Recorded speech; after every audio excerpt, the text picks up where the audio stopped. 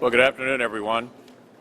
First, with regard to Secretary Kerry's statement, it was truly outrageous by any objective evaluation. I know he's trying to walk it back.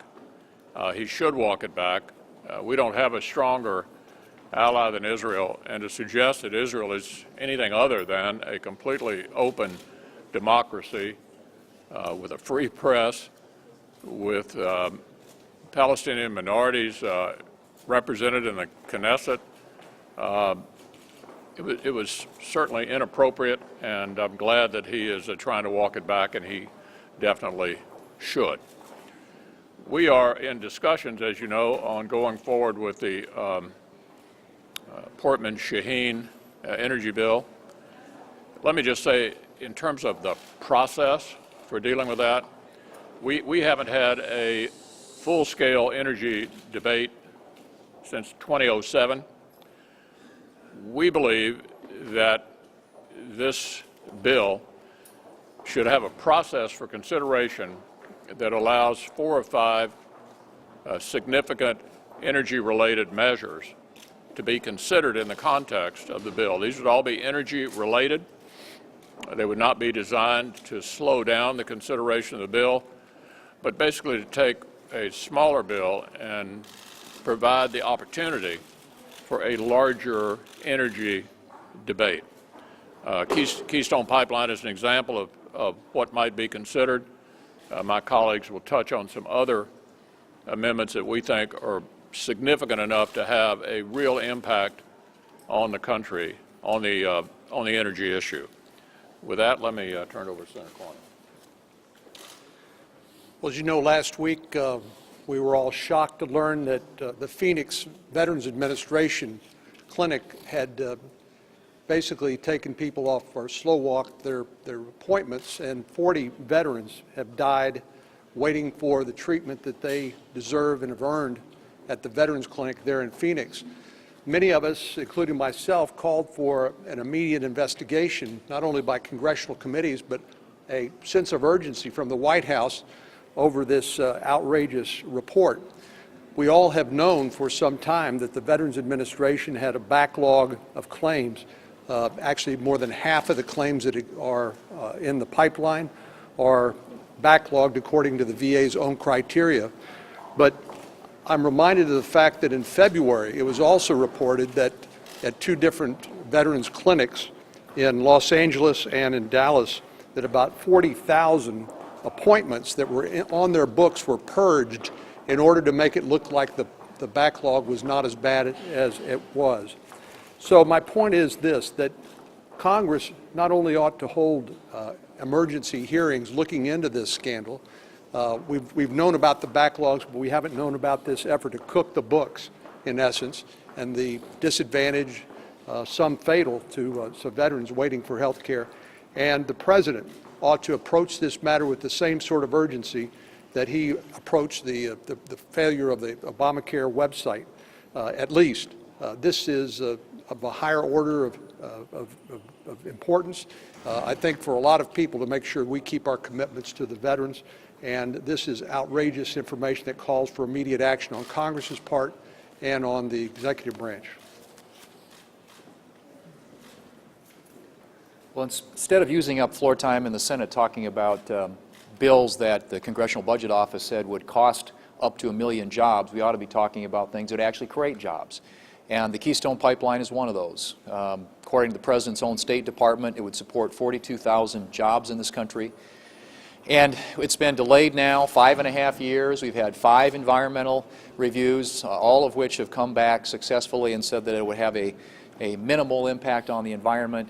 And yet the administration has found yet another way to delay this thing until after the election because they don't want to offend part of their political base. What's really ironic about it is a lot of the President's own supporters are in favor of this. In fact, one of the labor unions in this country came out when this announcement was made and said that it would be a cold, hard slap in the face of American workers not to approve the pipeline. And as the leader said, the Democrats are talking about putting the Portman-Shaheen energy bill on the floor. We think if that happens, it ought to be a full-blown debate. about energy policy in this country, something that hasn't happened in 7 years. And in that debate, we ought to have a binding vote on the Keystone Pipeline that would force that issue to the American people. Now, the Democrats are talking about having a sense of the Senate vote, which would be a non-binding, meaningless vote. We actually ought to have a vote that matters, one where we're really putting people on record in terms of whether or not they support this job-creating measure and making that a part of the energy debate that we have here. And there are other things, Senator Barrasso's LNG amendment, which has national security implications. If you want to break many of our allies' addiction to energy, that would be one way to do it. So there are a number of amendments that relate specifically to the energy issue that would create jobs, that would make us less dependent upon foreign sources of energy, and strengthen America's national security. And those are the amendments that we ought to have as part of this energy debate. And I hope that the Democrats here in the United States Senate will find their way to support the Keystone Pipeline, because we think if they are serious about creating jobs in this country, that is one surefire way to do it. And as we talk about jobs, you talk about economic growth as well as energy security. Energy is so much a part of this. And I've just gotten back from the region talking with people around what's happening in Ukraine with Russia. Energy is also a geopolitical tool that we should be using to help undermine Russia and help our NATO allies, help folks in the Ukraine do this by exporting liquefied natural gas.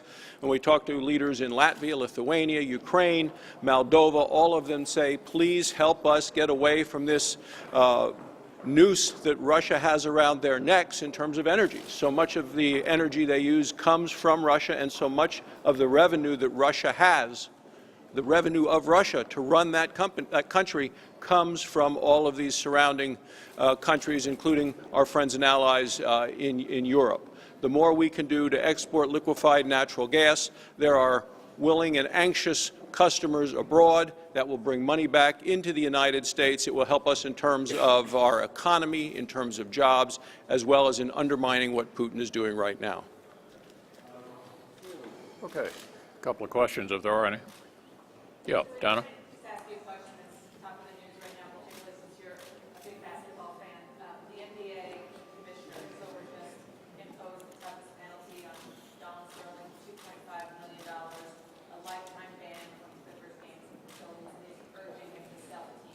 As usual, Dan, I always have a hard time hearing you. You're asking about the NBA? Yes. Have you heard about what Silver I hadn't heard what they've done. Let me just say, obviously, it's an outrageous, unacceptable comment. Have they now made a recommendation? To ban him for life, the harshest possible penalty. Ban him for life of the games, a $2.5 billion fine, and Silver is urging him to sell them. Sounds pretty good to me.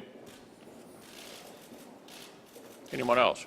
Senator, the deal between Pfizer and AstraZeneca, $100 billion, is supposed to result in some significant tax savings.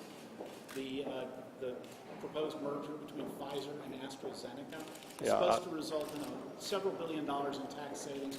I'm wondering what you think that means for tax reform. Yeah, I don't know about that particular merger. Let me just say, with regard to tax reform, this is an issue upon which, on the surface, there appears to be bipartisan agreement. However, there are a couple of problems, big problems. One of them is the President and the Majority Leader want $1 trillion in CBO scorable revenue as a condition for doing comprehensive tax reform. The last time this was done, 30 years ago, it was revenue neutral to the government, and it was about making America more competitive. We certainly are not happy with the fact that we have the highest corporate tax rate in the world.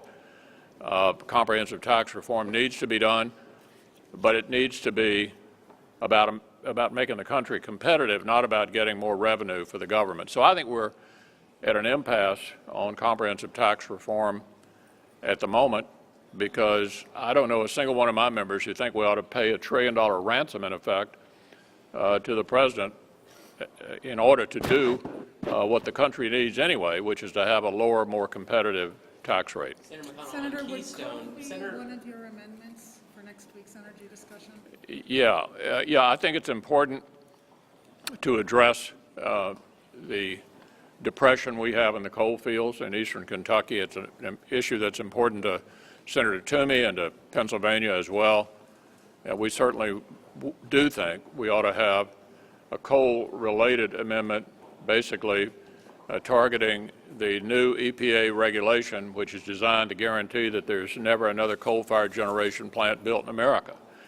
This has huge, huge implications for the energy supply. How do you replace the 40% of our electricity comes from coal generation today? Not to mention the broken families, joblessness. We have literally a depression in eastern Kentucky, and we need to strike back against that. And I think there would be some interest on the Democratic side as well in having an amendment related to that subject. Thanks a lot.